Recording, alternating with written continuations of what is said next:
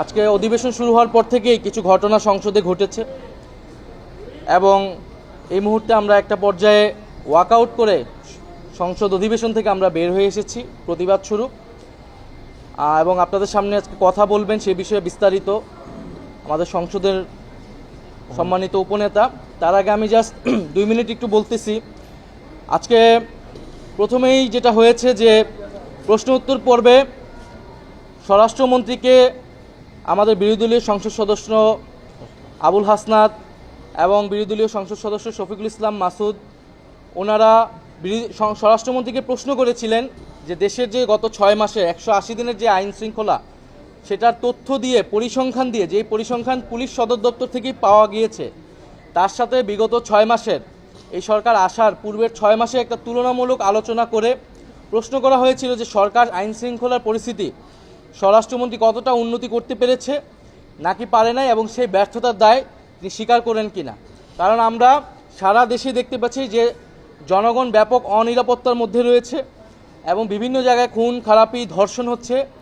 বিরোধী দলের নেতাকর্মীদের উপরে দমনপীড়ন হচ্ছে, ক্যাম্পাসগুলোতে সন্ত্রাস হচ্ছে, এমপিদের উপরে আক্রমণ হচ্ছে এবং বিভিন্ন জায়গায় এরকম হামলার ঘটনা হচ্ছে। অর্থাৎ বিরোধী দল এবং সাধারণ মানুষ সবাই কিন্তু দমনপীড়নের শিকার হচ্ছে এবং যে স্বাভাবিক নিরাপত্তা সেই নিরাপত্তাটুকু কিন্তু না। এটা বিরোধী দলের কথা না, এটা পুলিশ সদর দপ্তরের তথ্য বলেন, এটা বিভিন্ন যেই থিঙ্ক ট্যাঙ্ক বলেন, বিভিন্ন প্রতিষ্ঠানের যে ডেটাগুলো এসেছে সেই ডেটাগুলো দিয়ে কিন্তু আমরা দেখতে পাচ্ছি 180 দিনের যে আইন শৃঙ্খলা সেই আইন শৃঙ্খলার চিত্র। কিন্তু আমরা যখন সেই প্রশ্নটা করেছি বিরোধী দলের সংসদ সদস্যদেরকে কিন্তু কটূক্তি করেছেন স্বরাষ্ট্রমন্ত্রী এবং সেটার কিন্তু আমরা তখন তাৎক্ষণিক প্রতিবাদ জানিয়েছি এবং সেই শব্দ এক্সপান্স করার কথা বলেছি। এবং মাননীয় স্পিকার তিনি কিন্তু আমরা আজকে দেখলাম যে ইনি একটু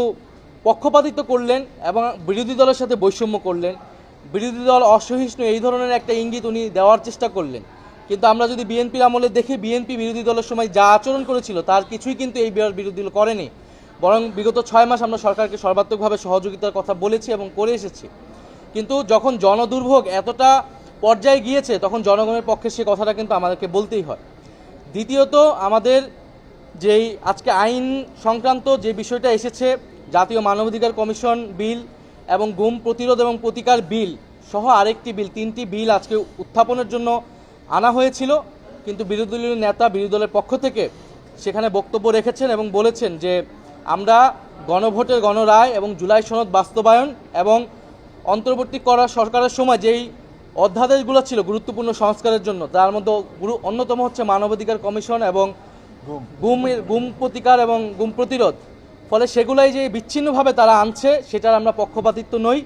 বরং সেগুলো একেবারে একসাথে, কারণ সেগুলো যখন ল্যাপস করা হয়েছিল তখনই আমরা প্রতিবাদ জানিয়েছিলাম এবং তখন বিশেষ কমিটিতে বলা হয়েছিল যে সেগুলো আলোচনা করতে দেওয়া হবে, তখনও সেগুলো আলোচনা করতে দেওয়া হয়নি। এখন সেগুলো বিচ্ছিন্নভাবে আনা হচ্ছে এবং পাস করিয়ে নিজেদের মতো করে তারা আনছে এবং পাস করিয়ে নিয়ে যাচ্ছে। ফলে সেটার প্রতিবাদ স্বরূপ আমরা একটা সংসদীয় একটা স্বেচ্ছাচারিতা দেখতে পাচ্ছি, সংসদীয় একটা স্বৈরতন্ত্র দেখতে পাচ্ছি সরকারের পক্ষ থেকে, যেখানে স্পিকার এবং সরকার দল তারা এককভাবে এই পুরা জিনিসটা পরিচালনা করছে সংসদ। ফলে সেটার প্রতিবাদ স্বরূপ আমরা বের হয়ে এসেছি এবং আমরা দাবি জানিয়েছি যে সংবিধান সংস্কার পরিষদ অবিলম্বে গঠন করতে হবে এবং তার মাধ্যমেই সংবিধান সংস্কার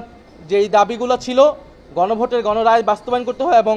গুরুত্বপূর্ণ যে অধ্যাদেশগুলো বাতিল করা হয়েছে সেগুলা পূরণ করতে হবে, আইনে পরিণত করতে হবে।